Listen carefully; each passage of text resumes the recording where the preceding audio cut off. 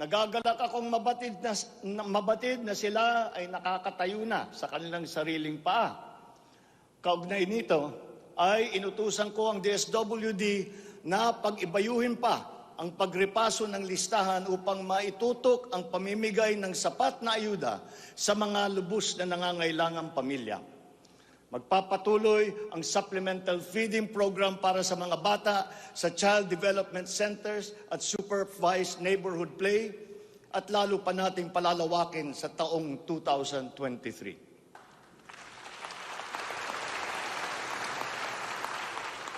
Hindi rin natin nakakalimutan ang mga solo parents at mga nanay na nahiwalay sa kanilang mga mister dahil sa karahasan.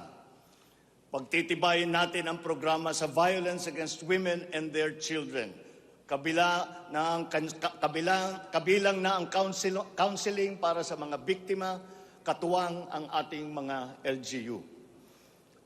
Tiyakin natin na sapat ang pondo sa halos 70 residential care centers at 7 non-residential care centers para sa vulnerable sectors at persons with disabilities na sumisilong dito. Sa ating sitwasyon ng pangkalusugan, nariyan pa rin ang banta ng COVID-19. Lalo't may mga nadidiscubring bagong variant ng coronavirus. Pero hindi na natin kakayanin ang isa pang lockdown. Wala na tayong gagawing lockdown.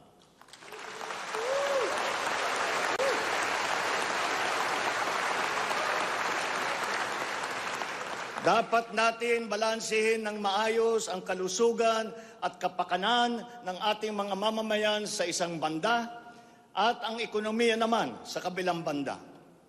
Nakikipagtulungan ang iba't ibang ahensya ng pamahalaan sa pag-monitor sa mga COVID-19 hospital admission upang makatiyak tayo na may sapat na kapasidad ang ating healthcare system at maiwasan ang pagsipa ng bilang ng nagkakasakit. Patuloy din ang ating vaccine booster rollout para sa ating pangkalahatang depensa.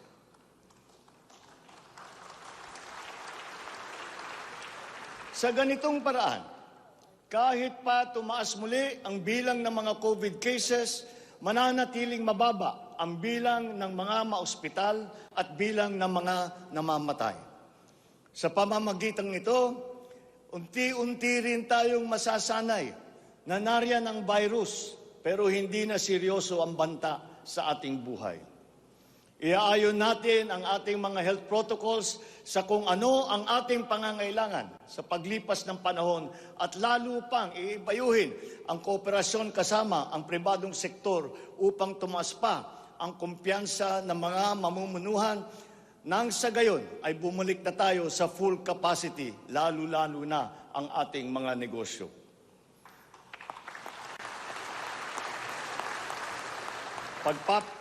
Pagbubutihan pa natin ang pagpapakalat ng tamang impormasyon ukol sa COVID, kasama ang kahalagahan ng bakuna.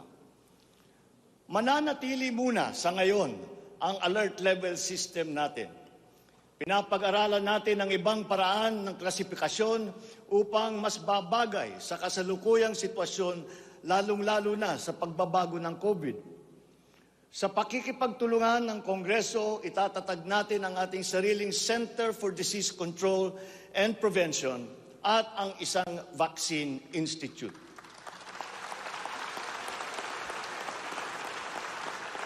Magtatayo tayo ng dagdag na mga health center at ospital. But beyond the issues that the pandemic has brought, the need for a stronger healthcare system is self-evident. We must bring services, medical services to the people and not wait for them to come to our hospitals and healthcare centers. Napakinabangan natin ng husto ang malalaking specialty hospital gaya ng Heart Center, Lung Center, Children's Hospital at National Kidney and Transplant Institute. Kaya maliwanag na hindi lang dapat dito sa National Capital Region kundi maging sa ibang parte ng bansa.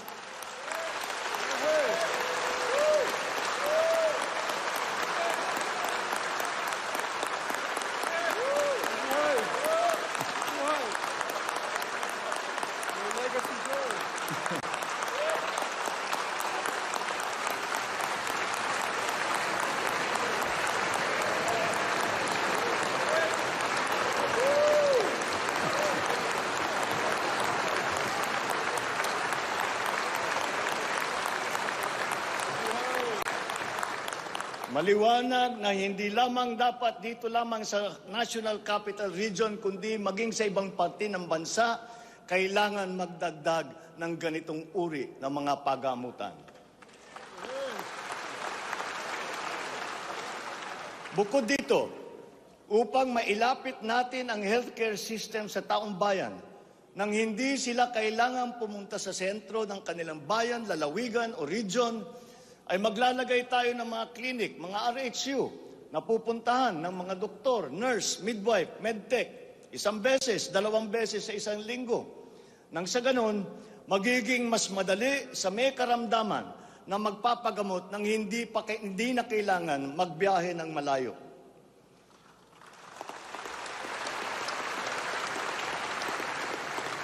One of the cornerstones of a strong healthcare system is the provision of competent and efficient medical professionals. We will exert all efforts to improve the welfare of our doctors, our nurses, and other medical frontliners. Dapat din tayong magkaroon ng sapat na supply ng gamot na kinakailangan sa pang-araw-araw ng ating mga mamamayan.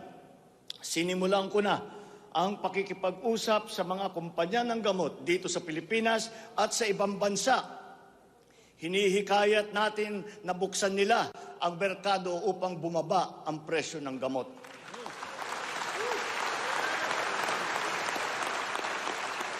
Halimbawa, kung mas marami ang mas murang generic o hindi branded na gamot sa merkado, mas bababa rin ang presyo dahil sa kompetisyon. Ang Department of Trade and Industry ay nakikipag-usap sa mga interesadong manufacturer ng generic drugs na papasok sa ating bansa. Inuutusan ko naman ang Philippine Competition Commission na pantay-pantay dapat at walang kartel sa hanay ng mga pharmaceutical companies.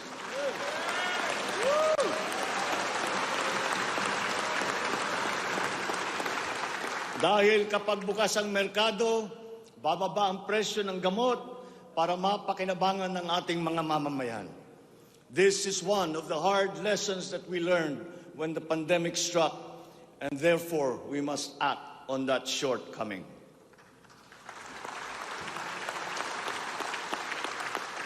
In the educational sector, I believe it is time for our children to return to full face-to-face classes once again.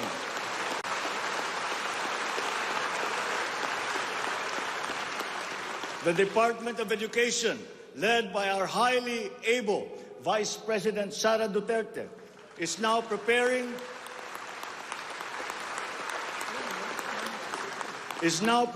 for its implementation in the upcoming school year, with utmost consideration for the safety of students as we are still in the middle of the COVID-19 pandemic.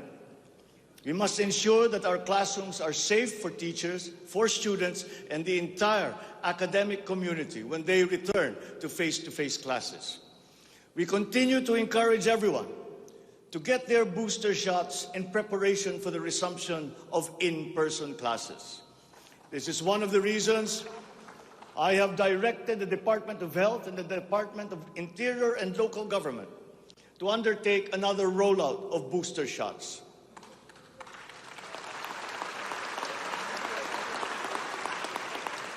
The condition and availability of schoolrooms for our students must also be addressed, again, in coordination with the Department of Public Works and Highways. Though some complications have arisen over the question of repair of school buildings in relation to the Mandanas-Garcia ruling, this will be ironed out. We have been in discussion with local government leaders, governors, and mayors in the last few weeks to determine with the LGUs what is actually practicable, what functions belong to the LGUs, and what belong to the national government. There have also been lengthy discussions on the continuation and viability of the K-12 school system. We are giving this careful review, and all necessary inputs and points of view are now being considered. In the longer term, We are instituting a program of refresher courses and retrainings for our teachers so they can stay abreast of the rapid growth in technology, especially in this post-pandemic world. As for the horror stories that we have heard about the poor quality of educational materials and supplies that are being given to our schools, this must end.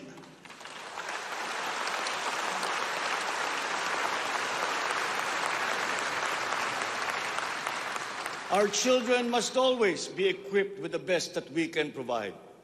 Ang edukasyon ay ang tangi nating pamana sa ating mga anak na hindi mawawaldas.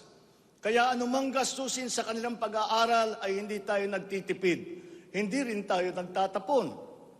And once again, I am not talking about history or what is being taught.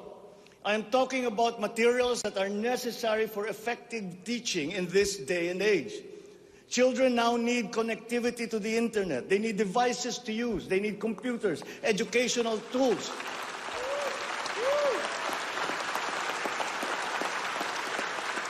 So that they might participate fully in the digital community here and abroad. We must do better in the international rankings, especially when it comes to the so-called STEM subjects: science, technology, engineering, and mathematics. These skills, this knowledge, are necessary for our young people to be able to compete in a highly technological and competitive world.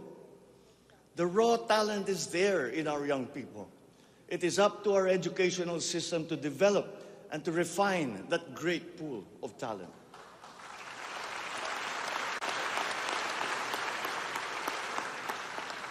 Foreign employers have always favored Filipino employees because of our command of the English language. This is an advantage that we must continue to enjoy. The internet has now become the global marketplace, not only for goods, services, but also for ideas, even extending to our own personal interactions. And the language of the internet, for better or for worse, is English. Therefore, the question of our medium of instruction must be continuously re-examined to maintain that advantage that we have established as an English-speaking people.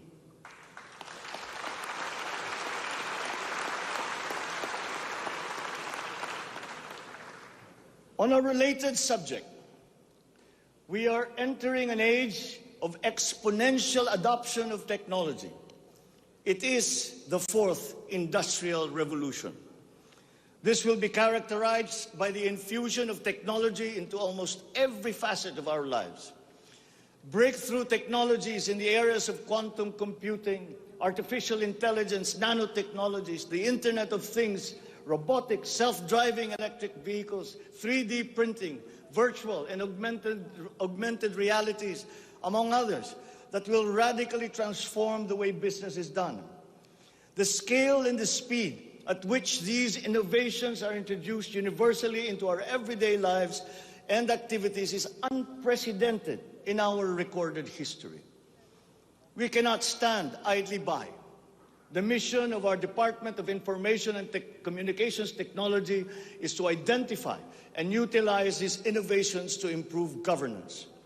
It has the daunting task now of transforming our government into an agile bureaucracy that is responsive to the needs of the public. Provide good and solid data to ensure informed decision-making, as well as allow secure and seamless access to public services. The voluminous records stored in the government warehouses and archives have to be digitized. Those that are already stored in various inventories of data should be harmonized and shared across departments and agencies. Needless to say, these have to be kept in large data centers that are secure yet accessible. The national ID will play